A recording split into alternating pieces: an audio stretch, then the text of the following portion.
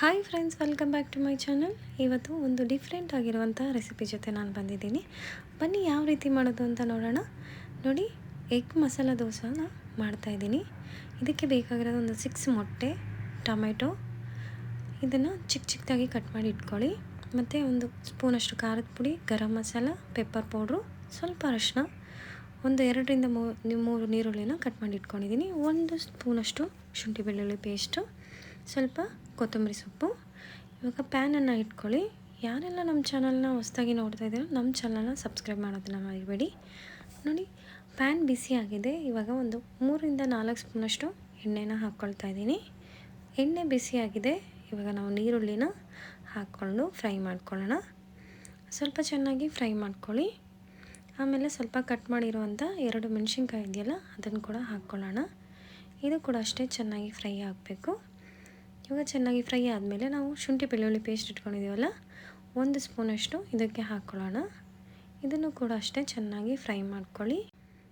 ಇವಾಗ ಇದಕ್ಕೆ ನಾವು ಕಟ್ ಮಾಡಿ ಇಟ್ಟಿರುವಂಥ ಟೊಮೆಟೊನ ಹಾಕ್ಕೊಳ್ತಾ ಇದ್ದೀನಿ. ಇದು ಚಿಕ್ಕದಾಗಿ ಕಟ್ ಮಾಡಿಕೊಂಡ್ರೆ ಚೆನ್ನಾಗಿರುತ್ತೆ. ಇಲ್ಲಾಂದರೆ ನೀವು ಮಿಕ್ಸಿಲಿ ಹಾಕ್ಕೊಂಡು ಸ್ವಲ್ಪ ತರಿಯಾಗಿ ರುಬ್ಕೊಂಡು ಹಾಕ್ಕೊಂಡ್ರು ಚೆನ್ನಾಗಿರುತ್ತೆ. ನೋಡಿ, ಈ ಥರ ಹಾಕ್ಕೊಂಡು ಚೆನ್ನಾಗಿ ಮಿಕ್ಸ್ ಮಾಡ್ಕೊಳ್ಳಿ. ರುಚಿಗೆ ತಕ್ಕಷ್ಟು ಉಪ್ಪನ್ನು ಹಾಕ್ಕೊಳ್ತಾ ಇದ್ದೀನಿ. ಈ ಥರ ಡೈಲಿ ಮಾಡಿಕೊಂಡು ತಿನ್ನಬೇಕು ಅನಿಸುತ್ತೆ, ಅಷ್ಟು ಚೆನ್ನಾಗಿರುತ್ತೆ. ನೀವು ಒಂದು ಸತಿ ಈ ಥರ ಮನೇಲಿ ಟ್ರೈ ಮಾಡಿ ನೋಡಿ.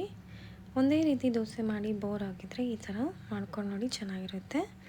ನೋಡಿ, ಇದಕ್ಕೆ 1 ಸ್ಪೂನಷ್ಟು ಪೆಪ್ಪರ್ ಪೌಡ್ರು, 1 ಸ್ಪೂನ್ ಖಾರದ ಪೌಡ್ರು, 1 ಸ್ಪೂನ್ ಗರಂ ಮಸಾಲ, ಚಿಟಿಕೆ ಅರಿಶಿನ ಹಾಕ್ಕೊಂಡಿದ್ದೀನಿ.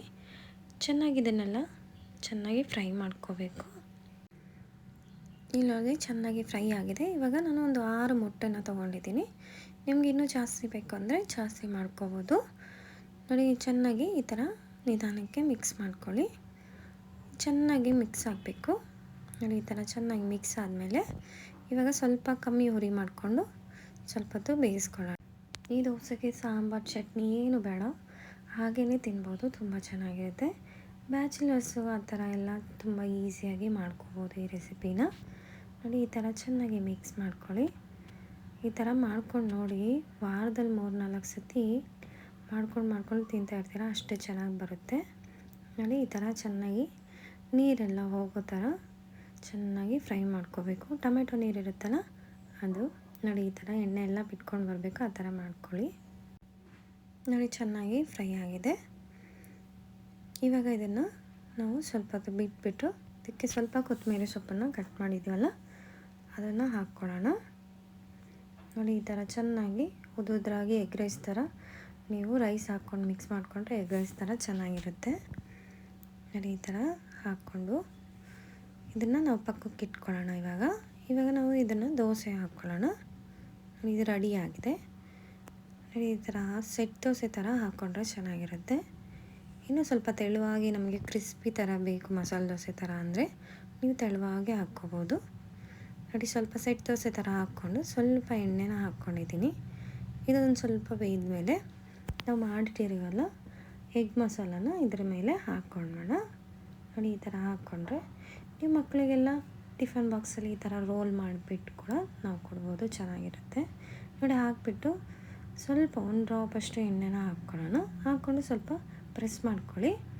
ಪ್ರೆಸ್ ಮಾಡ್ಕೊಂಡ್ಮೇಲೆ ಇದನ್ನು ಈ ಥರ ತಿರ್ಸ್ಕೊಳ್ಳಿ. ನೋಡಿ, ತುಂಬ ಈಸಿಯಾಗಿ ಮಾಡ್ಕೋಬೋದು, ತುಂಬ ಟೇಸ್ಟಿಯಾಗಿರುತ್ತೆ. ನೀವು ಈ ಥರ ಮಾಡಿಕೊಂಡು ಮನೆಯಲ್ಲಿ ಟ್ರೈ ಮಾಡಿ ನೋಡಿ, ತುಂಬ ಚೆನ್ನಾಗಿರುತ್ತೆ.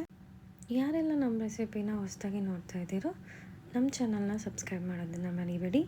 ಹೇಗಿತ್ತು ರೆಸಿಪಿ ಅಂತ ಕಮೆಂಟ್ ಬಾಕ್ಸಲ್ಲಿ ತಿಳಿಸಿ. ಲೈಕ್ ಮಾಡಿ, ಶೇರ್ ಮಾಡಿ, ಫಾಲೋ ಮಾಡಿ.